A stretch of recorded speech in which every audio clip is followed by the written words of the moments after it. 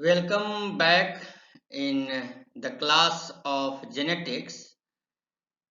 In previous class, we learned about the contribution of Mendel's,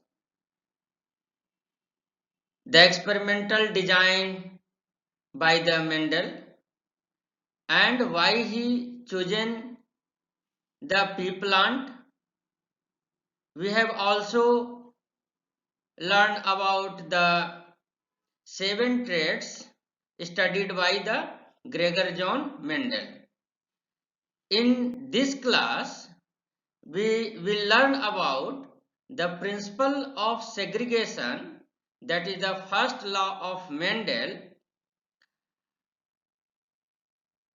which states that the two members of a single gene, that is allele, segregate from each other in the formation of gamete. We will also learn about the principle of uniformity using monohybrid crosses. So in this lecture, we learn about the principle of uniformity using monohybrid cross. We will learn about the reciprocal cross in monohybrid crosses. We will also understand the dominant and recessive alleles and traits. We will discuss about the production of F1 and F2 generations, and finally the principle of segregation, Mendel first law. So before Mendel's experiment, most people believed that trait in offspring resulted from a blending of the trait of each parent. So Mendel first performed monohybrid crosses, a cross between true breeding strain of the pea that had alternative form of a single trait. So in this example, we have two parents. Parent 1 is a true breeding plant and parent 2 is also a true breeding plant. So this plant have two types of seed shape. So one has smooth seeds, another has wrinkled seeds. So this is the P generation, means parental generation. So in the parents has smooth seed and wrinkled seeds.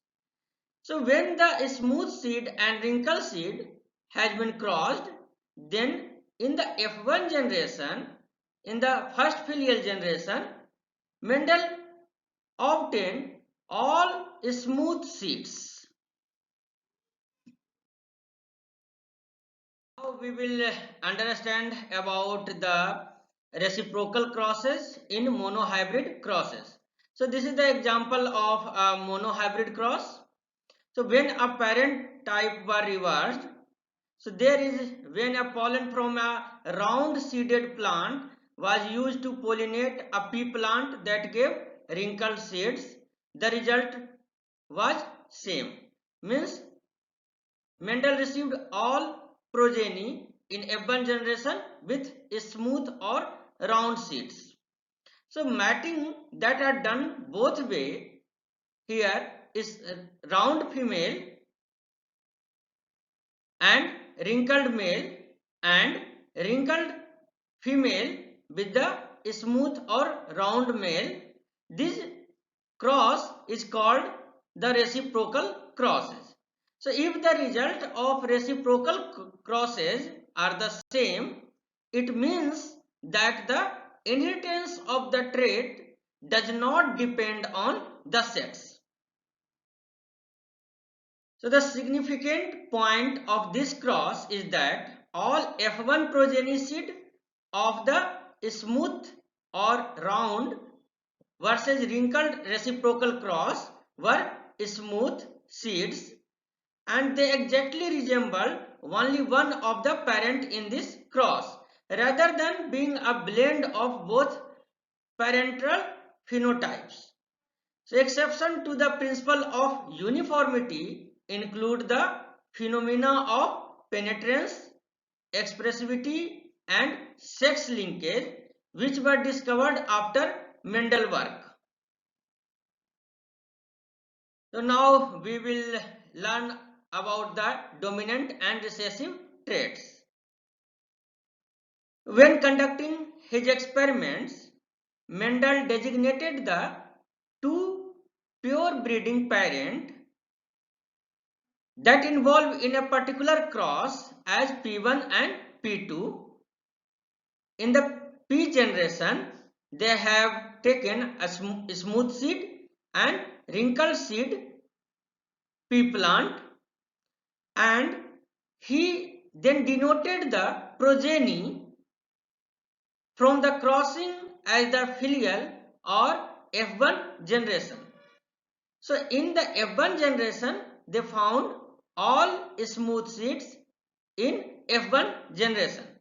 So next the Mendel planted the seeds and allowed the F1 plant to self-fertilize to produce the F2 seeds. In the second filial generation, both round and wrinkled seeds appear in the same pod. So the plant of the F1 generation looked like one parent of the P generations, and they were actually hybrid of the two different parent plant. So after observation, the uniformity of the F1 generation, Mendel wondered whether the F1 generation could still possess the non-dominant trait of the other parent in some hidden way. Typical to his analytical approach to the experiments, Mendel counted the number of seeds of each type. He found that about 5,000 pea plants were round seed shape and about 1800 were wrinkled seed shape. So he calculated the ratio of smooth or round seed to the wrinkled seed, and they found the ratio 2.96 is to 1. So which is very close to a 3 is to 1 ratio. So the F1 could produce some F2 progeny with the parental phenotype that had disappeared in the F1. So but how can a trait present in a P generation disappear in the F1 and then reappear in F2? So Mendel concluded that the alternative trait in the cross, roundness or wrinkledness of the seeds, were determined by some particulate factor. So this is the term coined by the Mendel. Actually, this factor now known as the gene. So he reasoned that this factor, which were transmitted from parent to the progeny through the gametes, carried heredity information. So the two factors remain distinct in the crosses rather than blending together, and we know this factor now by another name, that is genes. Now we will understand about the alleles. In the previous class we have also discussed about the same, but I am going to briefly discuss the allele using this figure. So here we can see that there are two types of allele. One is dominant, which is denoted by the capital S, and another is recessive allele, that is denoted by the small s.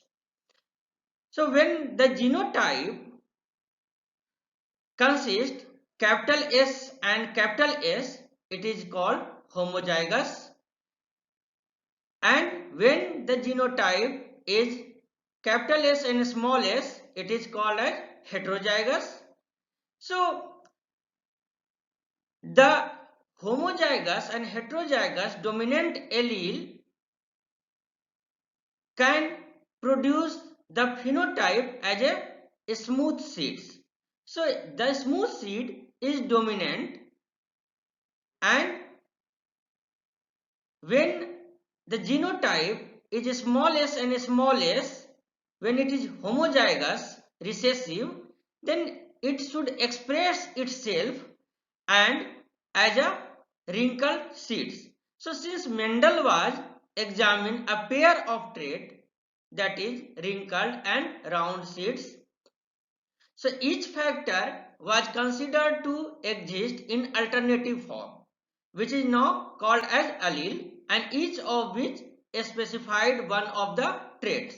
So for the genes that control the pea seed shape trait, there is one allele that result in a smooth or round seed, and another allele that result in a wrinkled seed. So Mendel reasoned further that a true breeding strain of pea must contain a pair of identical factors. In modern term, this is the case because peas are diploid, so that there are two copies of each gene on a pair of homologous chromosomes. I am again repeating that the cross are visualized by using symbol for the alleles. So for the round versus wrinkled cross, we can give symbol capital S to the allele for the smooth and the small s to the allele for the wrinkledness. So the dominant allele is given the uppercase letter, and recessive allele will be shown by the small case lowercase letter.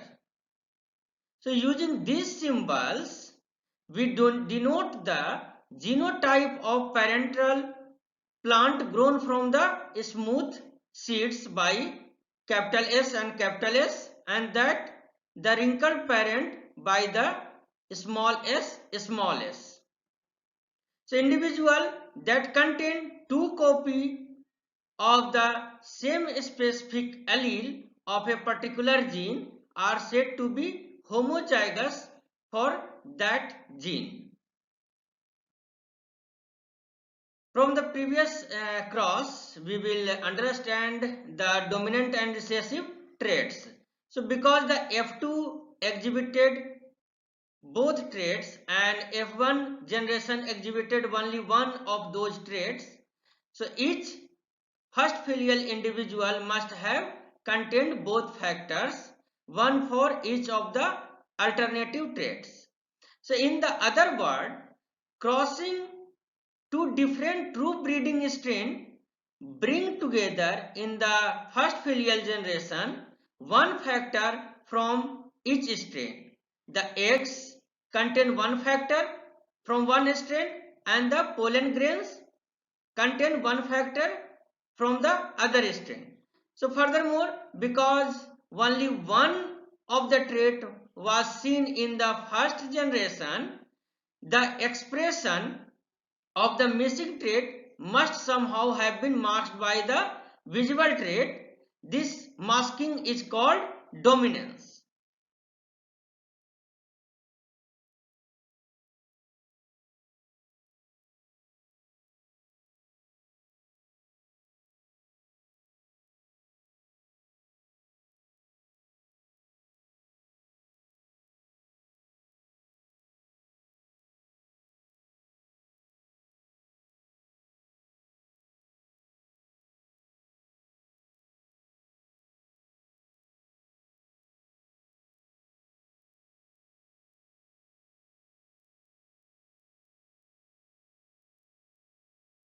For the smooth versus wrinkled cross, the F1 seed were all smooth round. Thus the allele for smooth is masking or dominant to the allele for the wrinkledness, and the smooth round seed trait is considered to be dominant trait, and the allele associated with this is called dominant allele. So wrinkled is recessive to the smooth because the factor for wrinkled is masked, and the wrinkled seed trait is considered to be recessive trait, and the allele associated with it is called recessive allele. Note here that the term dominant and recessive as applied to allele having no meaning in isolation. So in other words, they can have meaning with respect to another allele. So we will learn about the production of F1 generation. So when a diploid plant produces haploid gametes by meiosis, each gamete contains only one copy of the gene, that is one allele. The parent from round seed produce capital S bearing gametes, and the plant from wrinkled seed produce small s bearing gametes. So in this example, in this figure, we can understand that if parent 1 and parent 2 is present in the P generation, the parent 1 has a smooth seed and parent 2 has a wrinkled seed shape. If the genotype of the smooth seed is capital S and capital S, and the wrinkled seed has genotype small s and small s, so in the meiosis, the gamete is produced, and each gamete of one parent has the capital S and capital S genotype or allele, and whereas the wrinkled seed has a small s and small s genotype. So in the meiosis, when gamete produced, the gamete will contain the small s allele. So when a gamete fused during the fertilization, the resulting diploid zygote has one capital S allele and one small s allele, a genotype of capital S and small s. So in the F1 generation, when we cross using a Punnett square, then the parent 1 is placed here and the parent 2 is placed here. The parent 1 gametes is capital S and capital S placed here, and the parent 2 gametes will be placed here. So when we see the cross of the parent 1 and parent 2, we will find that then the capital S and small s genotype, and it will be developed as a smooth seed. The capital S and small s genotype, it will also appear as a phenotype of smooth seed. When a capital S gamete and small s gamete will fuse, it will also produce the smooth seed, and when a capital S and small s gamete will fuse, then it will also produce the smooth seed. So we have analyzed and we have observed that the F1 genotype all has capital S and small s genotype, whereas the F1 generation phenotype is all smooth seeds, and actually smooth is a dominant to the wrinkle. That's why it expresses itself in the heterozygous stage. So plant that have two different allele of a particular gene are said to be heterozygous. So because of the dominance of the smooth or round capital S allele, the capital S and small s plant produce the smooth or round seeds. Now we will see the production of F2 generation from the F1 generation. So in the previous figure we have analyzed the F1 generation production, and from the F1 generation we will get all progeny phenotype as a smooth seed, and all progeny have the genotype of capital S and small s. So in the meiosis process, when the allele will be segregated and the gamete will receive capital S and small s allele, and similarly in this parent it also has the heterozygous allele. During the meiosis process, the gamete formation, each gamete receive the capital S and another gamete receive the small s allele. So when we see the F2 generation using the F1 cross, the F1 parents can be placed here and another parent can be placed here. So now we will visualize the F2 generation production. So when a capital S allele uh, or containing gametes will fuse with the capital S gamete, it has the genotype of capital S and capital S, and its phenotype will be smooth.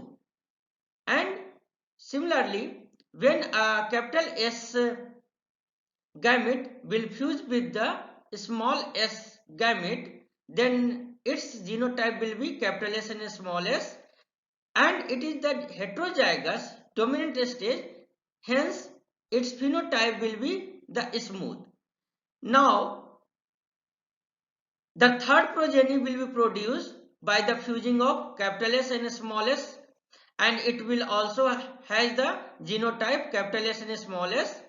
Due to the presence of the dominant allele, it will also appear as the phenotype of smooth, and the fourth progeny will be produced with the fusion of small s and small s allele, and it will have the small s and small s genotype, that is homozygous.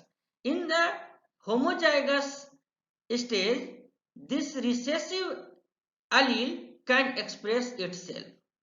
So it cannot be express itself in the heterozygous stage. So it is the recessive, that's why it will express itself and the seed shape will be wrinkled. So in the F2 generation, we have seen that there are three type of genotype has been produced, that is capital S, capital S, capital S and small s, and small s and small s. So as a result of the random fusing of the gamete, the relative proportion of this zygote is 1:2:1. So the F1 genotype has 1:2:1 genotype, and the F2 generation phenotype will appear as the 3/4 is smooth seed and 1/4 progeny will appear as a wrinkled seed. So however, because the capital S factor is dominant to the smallest factor, both capital S and small s, that is heterozygous and it is the homozygous seed, are smooth or round, and the F2 generation seed show a phenotypic ratio of 3:1, that is 3 progeny having a smooth seed, whereas 1 progeny will have the wrinkled seed. By using crossing with the pea plant, Mendel draw some conclusion The Mendel also analyzed the behavior of 6 other pair of the traits. Qualitatively and quantitatively, the same result were obtained. So from the 7 set of the crosses, he made the following general conclusion about his data. So the result of reciprocal cross were always the same. All F1 progeny resembled one of the parental strain, indicating the dominance of one allele over the other.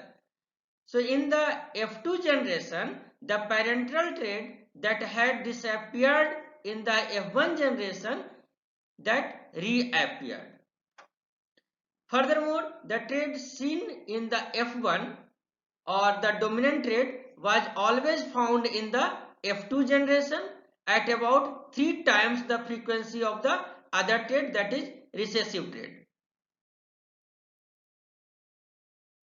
The recessive traits, which are masked in first filial generation from a cross between two true breeding strains or pure breeding strains, reappeared in a specific proportion in the F2 generations.